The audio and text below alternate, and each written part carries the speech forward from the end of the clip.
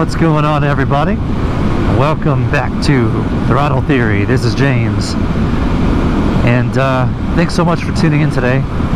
We're out on a ride right now. We're heading up some back roads in north central Florida, and I wanted to take just a couple minutes while we're on the ride here to talk about my brand new 2024 MT-07 from Yamaha. So this is my, I don't know, 8th or 9th motorcycle, I forget, but I really wanted to change up my riding style.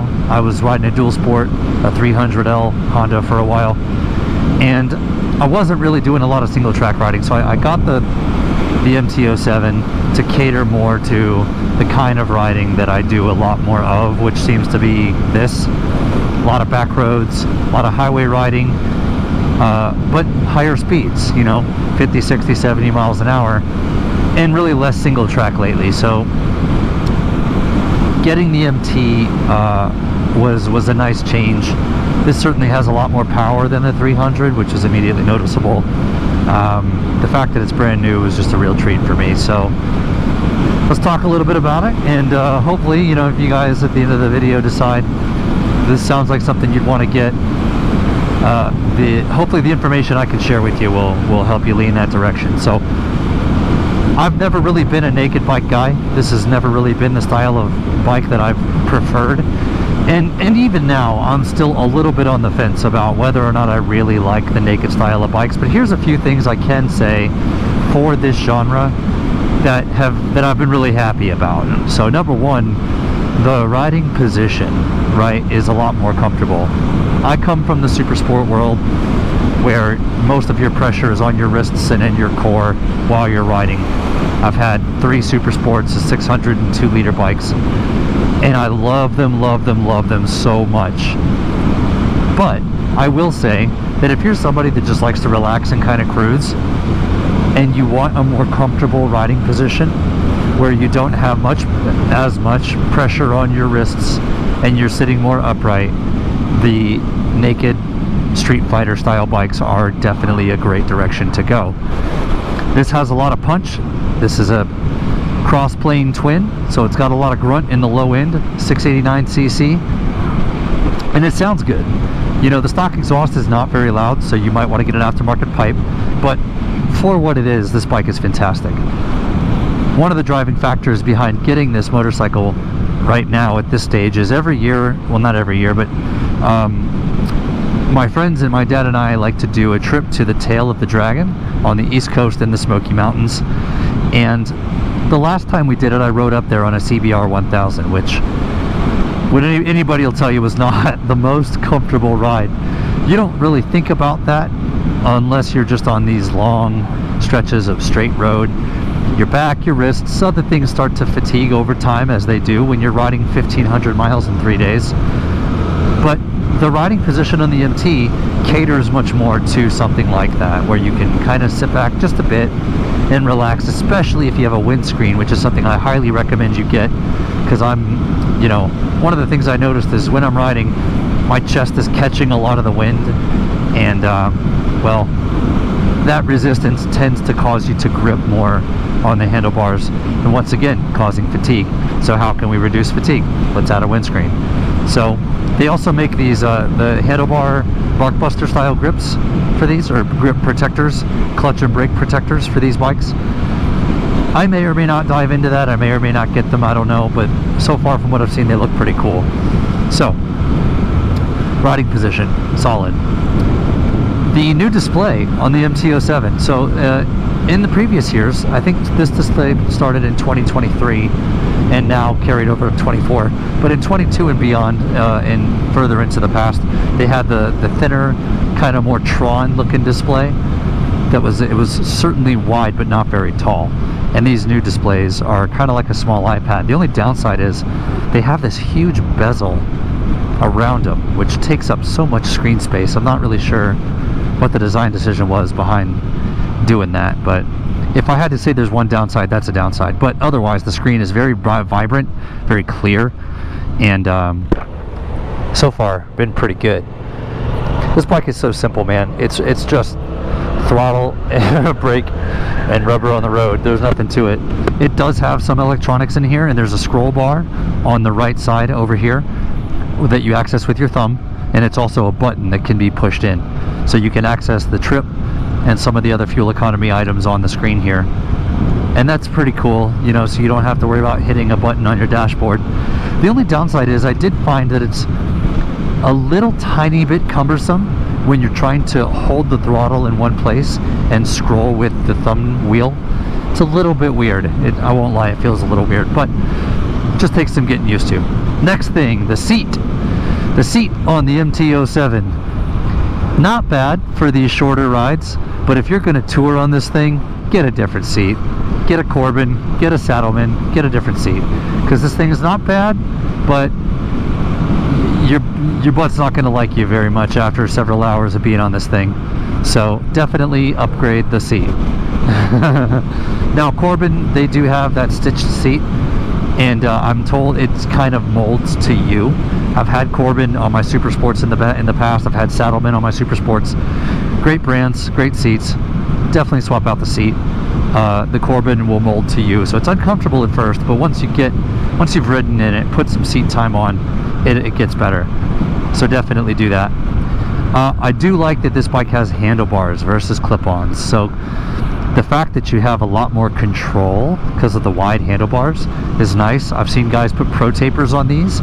Usually those dudes are doing stunts and stuff, throw a little roll cage on there, but that's not why I bought this bike. I didn't buy this bike to be a wheelie machine or to stunt it. I bought it for, number one, enjoying the ride, and number two, to be able to do a little bit of light touring on. So even though a naked is not the best idea to have for a touring bike, there are things you can do to it to make it a little better on the touring side of things. The mirrors. Swapped out the mirrors for these bar-in mirrors. These were about 20 bucks on Amazon. I can provide a link below, and you have to get the adapters. So you get the adapters from Finrir, which is a company on Amazon, F-E-N-R-I-R, because these are threaded bar-ins. These are not the regular ones where you can just slide it in. These are threaded. So you need threaded bar-in adapters.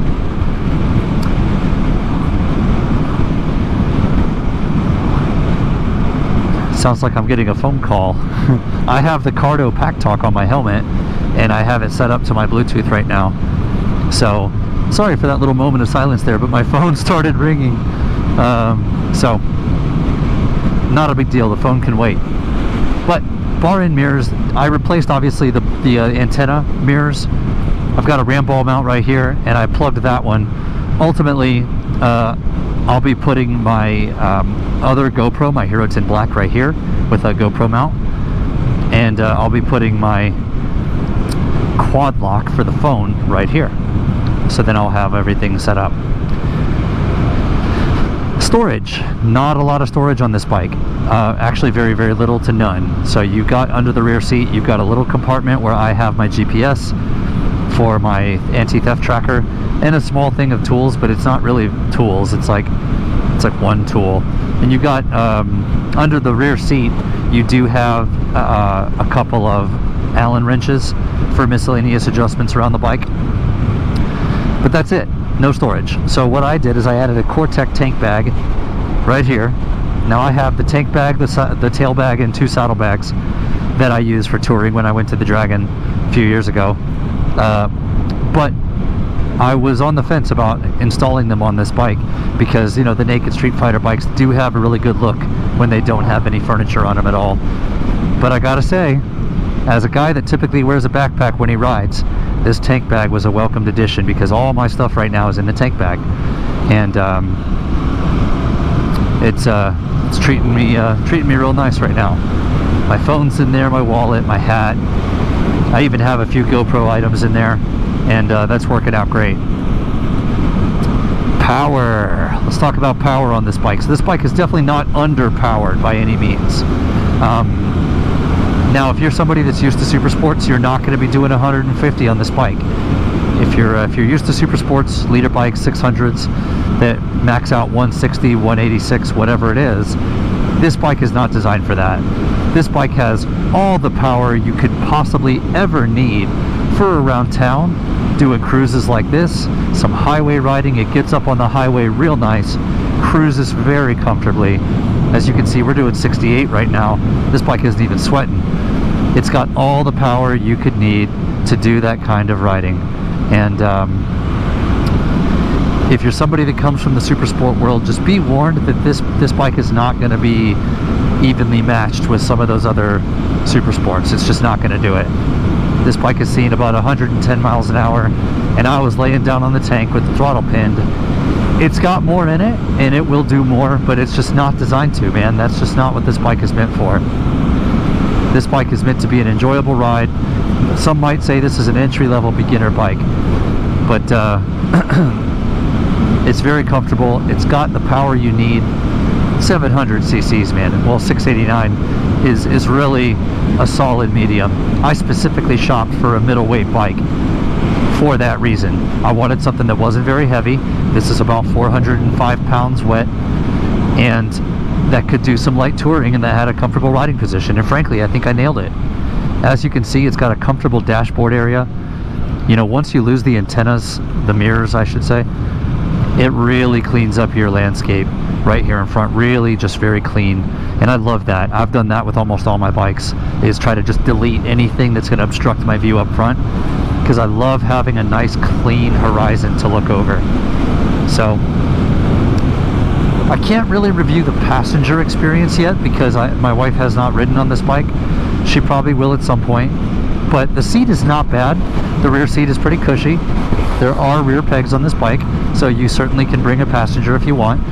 And being that my wife is used to riding on the back of super sports, I'm sure that the experience on this bike would probably be above board. So while I can't directly speak to that yet, I'm sure that it wouldn't be too bad. The lights and controls, you know, pretty simple setup here. This bike is LED all around, so if you're somebody that likes to mod your bikes and you want to put aftermarket parts on the bike, specifically a tail tidy, aftermarket blinkers, this bike is all LED, so you don't need the resistor in this bike to hook up LEDs on this bike. You just literally plug and play. So TST Industries is a brand I really need to shout out to, because they've done a great job of compiling a list of components that really just hook up directly to this bike. For the tail, you do have to disassemble the tail, but they have online videos with full walkthroughs. These guys are great. I love TST. Great job, guys, on doing the videos you've done for this bike and some of the instructionals that you've put out there on YouTube. I've used them, other people I'm sure have used them, and they're great. So something I would encourage you guys to do if you like to clean up the look of your bike. TST Industries, they're not sponsoring this video, by the way. Awesome brand, awesome components, really minimalistic, which is what I love. I love minimalistic. I don't want to have, you know, that giant license plate bracket frame that's on the back of this bike, like every bike seems to come with, unless you get a BMW or Ducati. Got to get rid of that stuff, man. TST does a good job of that. Now you're going to pay a little more, right? TST is a premium product. These guys started out of their garage back in like the early 2000s, late 90s, something like that, and it was only like one dude, two dudes, or a guy and his wife. So props to them for that. But they've really built the company to be something great, and now they've got a strong production line, and they're putting out good stuff. So mad respect there. Boy, it's warm out here. Now that we're slowing down, the sun, you can really feel the sun. It's not bad when you're doing 50, but when you're doing 20, it's you can feel it. So I'm curious what other items you guys would want to cover on the MT-07. Obviously, this was a very quick touch and go with the rider experience on this bike. Certainly not a comprehensive review, which there are other channels. If you want a comprehensive up and down on the power, which by the way, this is 75 horsepower roundabout. If you want a full comprehensive review of this bike, there's other channels that'll do it, and I'm sure you'll have no problem finding them. But so far, that's been my experience. Very smooth riding, comfortable, great power, sounds good, and if you guys are looking to get on a naked, I think this is a great entry point for a naked bike rider, street fighter style, because when you get into the MT-09s and the MT-10s, those bikes just have so much power. And just checking to see if I'm recording. I don't see my red light. Yep, so it turns out I was recording. I just couldn't see the red light flashing. not a big deal. So we're going to continue on here. That's SR21, but we're not going there. I think we're in Keystone Heights. 21 goes up. Yeah, well, this is Keystone. I can't believe we got here already. That's wild. Here I was talking, I didn't even realize where we were. We'll continue on. We might even head out to Lake City and head north, because there's some stuff I want to see north of Lake City. But anyway, like I said, great bike, great experience. Certainly modifiable without much effort, without much money. You know, if you do anything to this bike that's going to be performance related, a pipe would certainly be a welcome change, and they do make K&N filters for the airbox. Aside from that, dude, you really do not have to do much to this bike. This bike is not a performance machine, but it gives you all the power you're going to need. So 5 stars on the Street Fighter naked style front for the MT-07. It's no wonder this bike is so popular. And it's my first naked bike, so this is my first experience riding a sports standard. So anyway, I hope you guys got something from this video. Thanks so much for tuning in. Like and subscribe. And if there's other things you want to know about this bike, I'll be putting out a bunch of videos from this bike, my motovlogging setup, all the things I like to do with regard to motorcycles. So if there's something you're curious about and you like the way that I put out content, if you like the way I describe certain pieces of hardware, and if you don't mind listening to my voice and me ramble on the microphone for 30 minutes at a time, comment below, dude. Love to answer questions, and I'll be very happy to link any gear or hardware that I use on these motorcycles, and provide any insight that I can. So anyway, guys, I'm going to go ahead and enjoy this ride. I'm going to shut the camera off, but thanks for tuning in. Really appreciate you guys sticking around to the end of the video. And once again, this is Throttle Theory. My name is James. Peace, fellas.